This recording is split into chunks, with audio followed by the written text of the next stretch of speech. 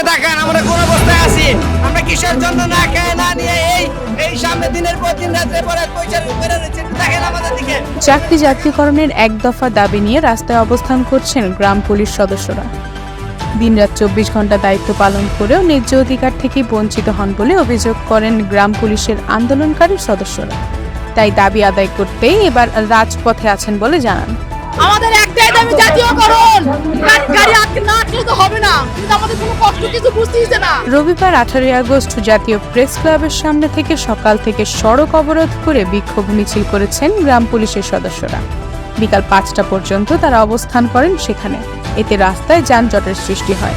গ্রাম পুলিশের 5 শতাধিক সদস্য আন্দোলনে যোগ দেন, তবে বিকেলের দিকে তাদের সদস্য সংখ্যা কমতে থাকে।